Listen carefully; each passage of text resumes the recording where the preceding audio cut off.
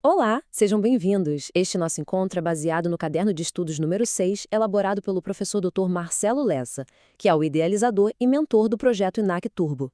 E hoje a gente vai mergulhar num tema que é a pura prática notarial, sabe? Vamos falar sobre retificação, erro material, ata retificadora e ratificação. Basicamente, são as ferramentas que podem salvar um negócio jurídico quando alguma coisa sai errada. Vamos entender direitinho como e quando usar cada uma delas. Agora, imagina só a cena. Uma escritura de compra e venda, o negócio da vida das pessoas, tá tudo lá, devidamente assinado. E de repente, o pânico. Alguém encontra um erro. Pode ser um nome digital errado, o número de documento trocado ou, pior ainda, um zero a mais ou a menos no preço. E aí, o negócio todo tá perdido? A resposta, para o alívio de todo mundo, é não necessariamente. Mas a solução para isso exige técnica, precisão e, claro, o conhecimento que a gente vai explorar agora. Então, antes de pensar em corrigir qualquer coisa, a primeira missão do tabelião é quase como a de um detetive. Ele precisa diagnosticar qual é a natureza do erro.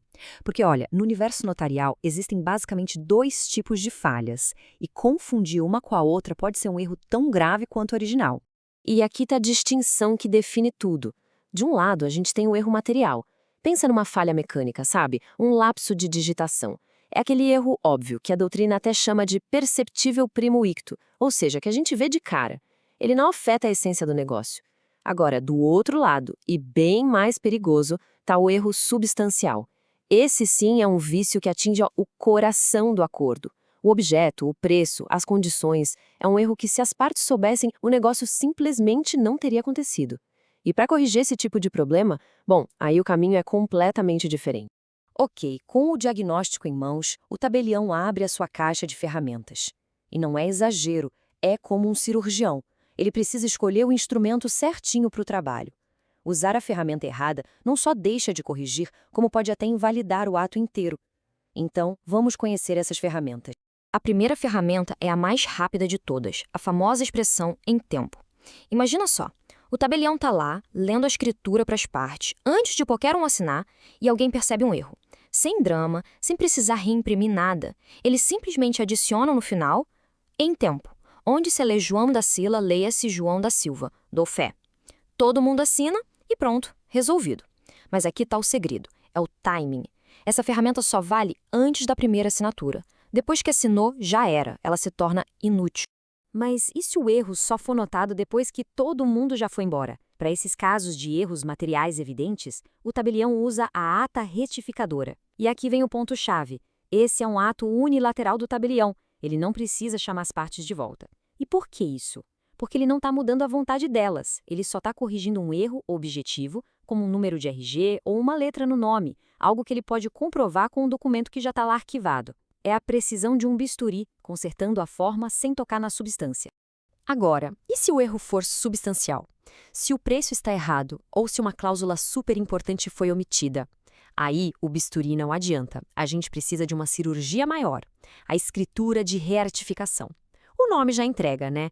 É retificar, que é corrigir, e ratificar, que é confirmar. As partes precisam voltar ao cartório, manifestar de novo a sua vontade sobre aquele ponto que foi corrigido e assinar, confirmando que todo o resto do ato original continua valendo. Então, vamos organizar as ideias para fixar bem. Essa tabela resume tudo de uma forma bem clara. Em tempo, é antes de assinar. Ata retificadora, depois de assinar, só para erro material e feita só pelo tabelião. E a ratificação também é depois de assinar, mas para erro substancial, e aí precisa da presença de todo mundo. E a ratificação? Bom, essa joga um jogo completamente diferente. Exato. Até agora a gente falou em consertar erros, né? Mas existe uma outra situação. Um ato que não estava errado na escrita, mas sim frágil. Um ato que nasceu com um vício de autoridade. E aqui a gente não vai corrigir, a gente vai validar. E esse é o papel da ratificação. Ela não conserta um erro de digitação, ela cura um vício de legitimação. O exemplo clássico, como o professor Lessa sempre destaca, é a venda de um imóvel por alguém que usou uma procuração vencida. A princípio, essa venda não tem valor nenhum para o verdadeiro dono. Mas, se o dono concordar com o negócio que foi feito, ele pode fazer uma escritura de ratificação. E com isso, ele valida a venda desde a data original, como se aquele vício nunca tivesse existido.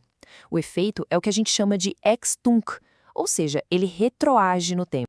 E essa tabela aqui deixa a diferença claríssima. O objetivo da retificação é corrigir um erro na escrita. A vontade das partes estava certa, o que saiu errado foi a digitação. Já o objetivo da ratificação é validar um ato que tinha um vício de representação. A vontade precisa ser confirmada por quem tem o direito para isso. Resumindo, uma corrige a forma, a outra cura a validade.